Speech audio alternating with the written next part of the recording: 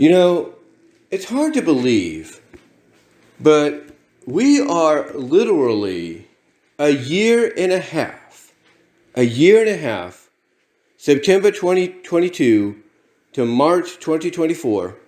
We are literally a year and a half, when you get down to it, from 20 years.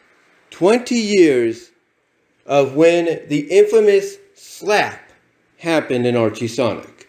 The moment that has become so controversial with a lot of fans that when they look, if they look at one positive thing about Ian Flynn coming on board, as well as one positive thing about, the retcon reboot, soft retcon reboot that happened and occurred with 252, if there's one positive thing they could look at from both, perspectives, I should say, is that both basically ignored the slap.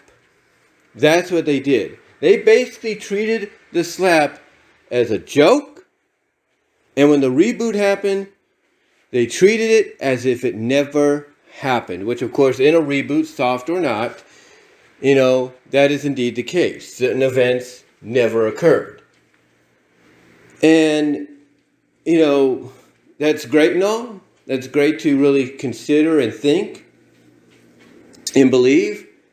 But as fans, honestly, if we have a copy of that issue, which I do have a copy, it's one of those issues that you look at in your collection and you realize, Ian Flynn, the new writer, may have made a joke about it, and with the retcon reboot, soft or not, basically wrote it out of existence. We as fans, we look at our collection and realize, all that's great, but we still know it happened. We still know it happened.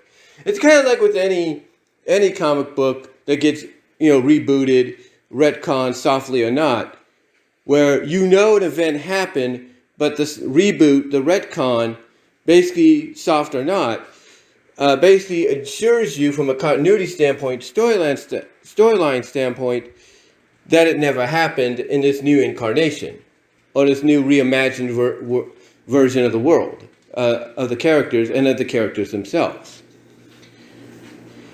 And that's good and everything. That's good, but we as fans, like I say, still know it happened. And I can tell you honestly, when March 2004 came around and this issue came out, I was still living on my own in Kansas. I was still living on my own in Lawrence, Kansas, in my apartment. And honestly, I was not happy. Honestly, I was not happy when I read this. But here's the thing, though. Here's the thing. I knew that it was just part of the story, and I knew it wasn't a permanent deal.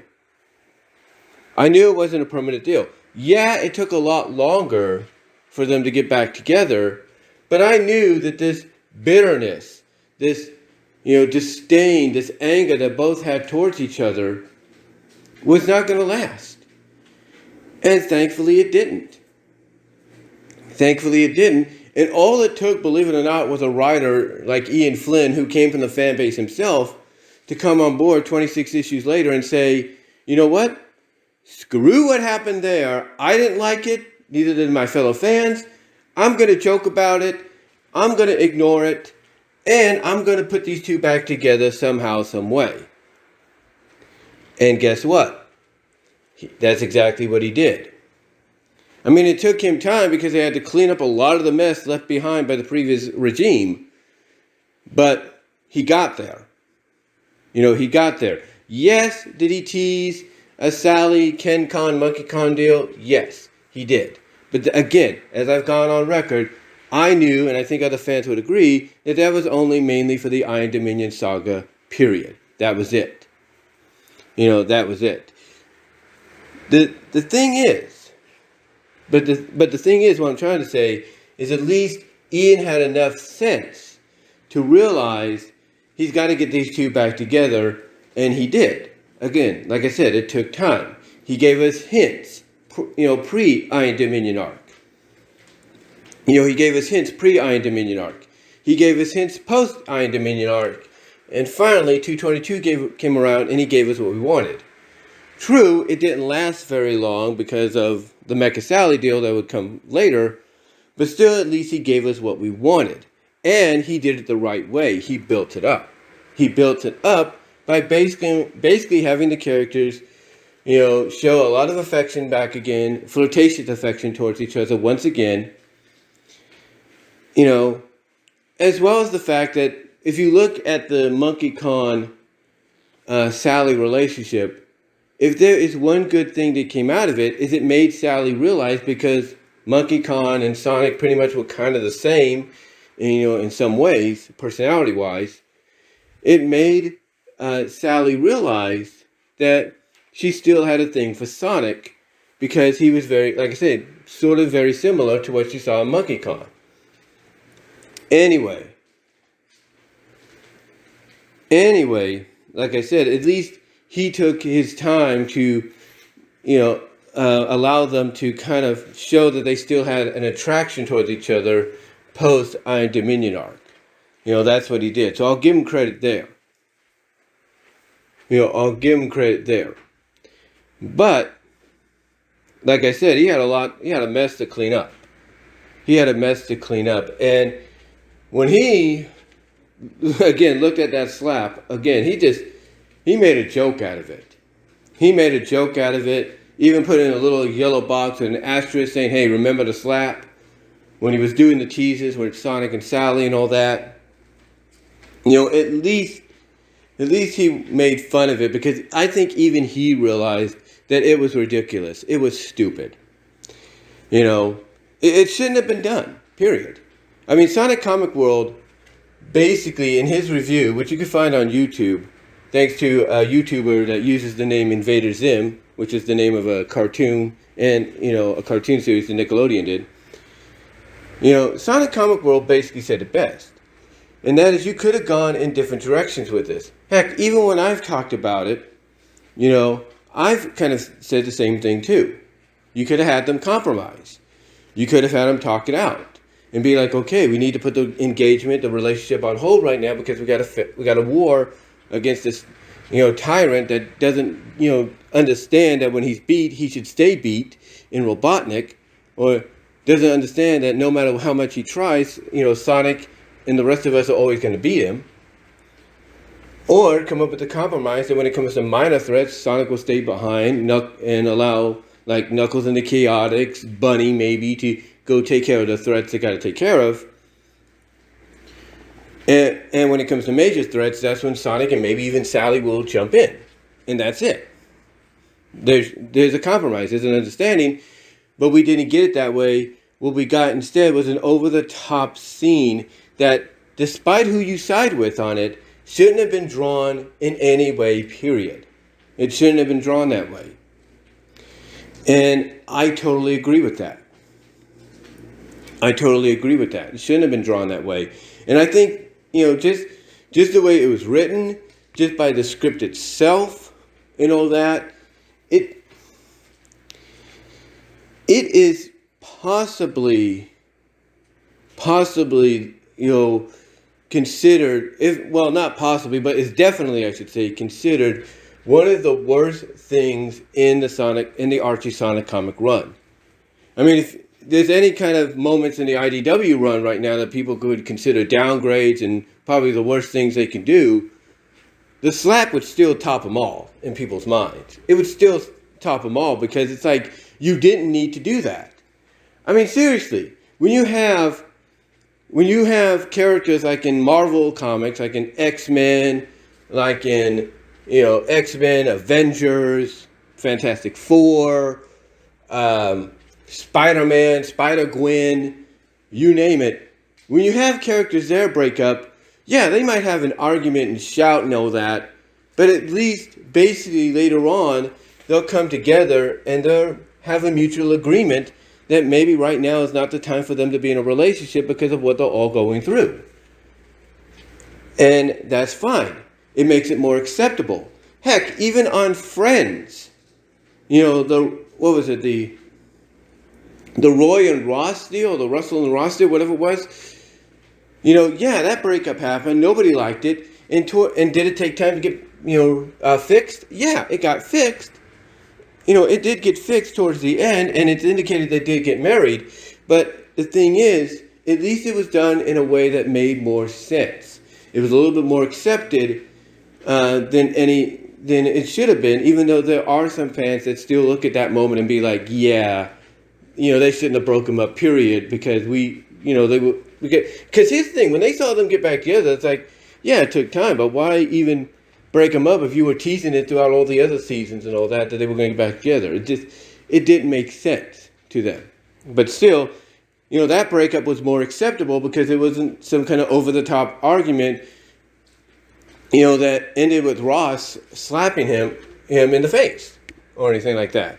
And again, you look at Marvel, you look at DC, you have all these kind of breakups happen too. Yeah, there's arguments that occur because of them, but mainly you don't see, many moments involving the female character slapping the male character or whatever. And if you do, they come back later on, hopefully, to talk it out and agree that right now is not the time because of what they're all dealing with.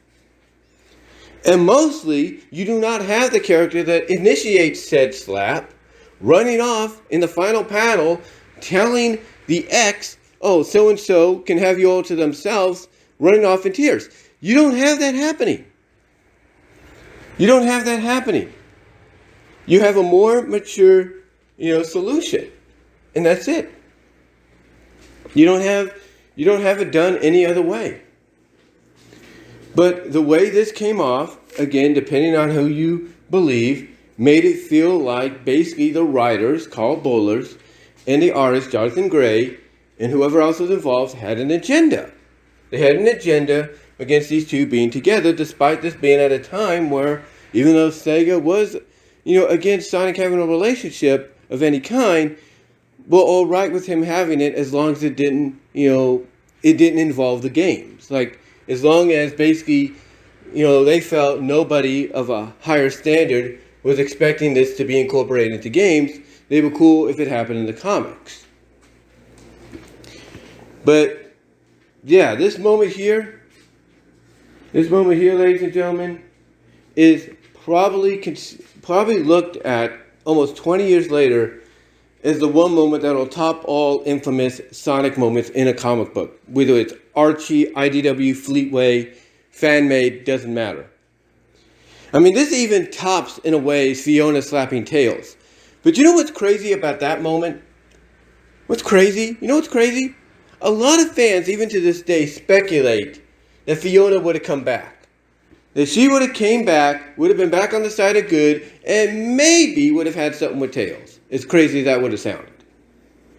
But that's just their opinion. But they speculate that's kind of what they see would have happened. I mean, heck, people have done webcomics, people have done fan fictions, people have done SFM CGI animations, you name it.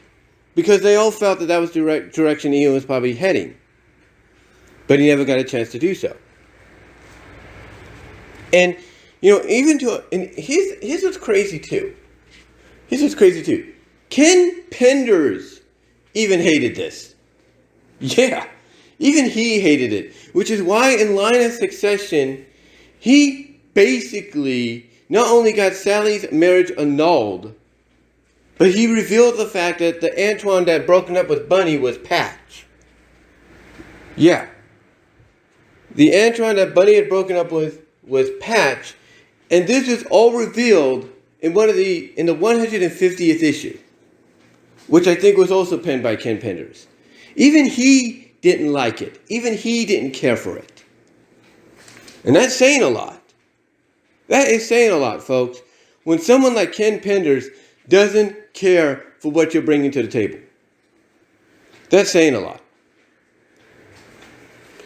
So yeah, almost 20 years later, and this is still considered the most infamous, unnecessary moment in the Sonic comic, all across the board. Like I said, Archie, IDW, Fleetway, fan-made, you name it. And thankfully, like I said, if there's any good, about the reboot that happened, and about Ian Flynn coming on board is that Ian Flynn made a joke about it.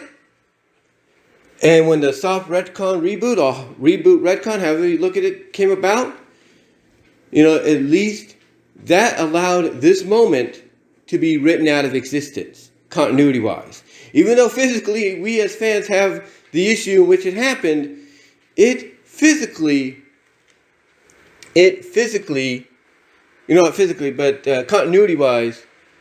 continuity-wise was wiped from existence. So yeah, even though physically, issue-wise, we have the comic where it happens, from the continuity story standpoint, the soft retcon reboot, or reboot retcon, whatever you call it, basically wiped it from existence. And on top of that, like I said, even Ian Flynn realized it was such a joke, that he made fun of it, and he did what he could to repair the relationship by giving us, little hints here and there, pre-Iron Dominion and post-Iron Dominion, of these two getting back together, culminating in 222. Which, again, as I've mentioned, I think I mentioned this earlier, which, again, didn't last too long, but at least he got us there. And had the lawsuit not caused any problems, we probably would have had the relationship continuing on afterwards. And I think in the comic, the rebooted retcon comic, along with some Sally Nicole hints here and there, them being something more, we did get hints of Sonic and Bunny. I mean, not Sonic and Bunny, but Sonic and Sally. We did get hints of Sonic and Sally here and there, not as much, but it was still there. You could feel it. And all that. But, yeah. But hard to believe. Almost 20 years since this happened. And people are still talking about it. Heck, some people consider it as being like the albatross that basically caused the downfall of any romance happening in the comic whatsoever. They feel like it's the albatross that basically said to Ian Flynn, when, obviously he was either still a fan or he was ghost editing or ghost writing at that time. Even Ian Flynn looked at that like possibly, more than enough reasoning to not really emphasize romance in the comic, even though he, as a fan, knew it was a strong point of said comic, for the longest time. But yeah, it kind of caused the romance of Sonic and Sally, and Sonic with whoever else, and Sally with whoever else, both temporarily, very temporarily, to kind of be thrown into an influx to where, basically when you get them together, that's great, but you can't have them together for too long because maybe Sega might say something. We don't know. But yeah, it's just one of those moments that is looked at as, it shouldn't have happened. A lot of people, even though physically they have the book, act like it never happened. A lot of people consider it non-canon, which, again, you go back to the reboot happening, it pretty much is. But even back then, and up to pre-reboot, a lot of people considered it non-canon. It's kind of like with Star Trek Voyager. In their episode Threshold. I think it was Threshold, right? Where you had one of the main characters turn into a lizard, and Janeway turned into a lizard with him at the end, and they had babies. It's like a lot of people, even the cast and crew, consider that to be non-canon. And, basically out of context, out of continuity. A one-shot deal. And that's pretty much how fans feel about 134. That it's a one-shot deal. It's a non-canon, out of continuity, out of context, one-shot deal that never happened. And believe it or not, I think they felt that way even after, the issue came out. It took time, but I think over time they felt like, yeah, this thing never happened. Ignore it. So, there you go. A lot of people will look at it like that too. But, again, it's hard to believe it's been 20 years, guys. 20 years. It's hard to believe. Almost 20 years, I should say. Almost 20 years. But what do you guys think? What were your thoughts when you first saw the slap? I mean, obviously, I know what answers you'll give, believe me. I've heard it a lot. I've heard a lot of answers, believe me. But what were your thoughts initially when you saw it?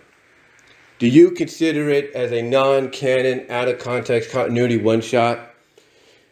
Do you agree with Ian Flynn basically making fun of it when he came on board? And do you possibly find that one of the major positives about the soft retcon reboot was this being wiped out of existence continuity-wise? What are your thoughts? And do you think it could have been handled better too? Do you think a compromise could have been made, in story between the characters? What are your thoughts? Comment below, live chat during the premiere, like the video. Super chat, super stickers are going to be open during the live chat of the premiere. Super thanks afterwards. Also, you can check me out at Venmo at Brian-Walmer-2 and at Cash App at BWRoses98. You can also check me out at patreon.com/BWRoses to help support me there with a donation of $1 tier or $3 tier. Also, check me out at BW Roses Discussions, all your favorite audio podcast locations except for Pandora. Also, check me out at deviantart.com/BVW1979. Also, check me out at my Teespring store as well. But let me know what your guys' thoughts are. Comment below. Love to hear from each and every one of you on this. What are your thoughts overall in general? And until then, I will talk to y'all later.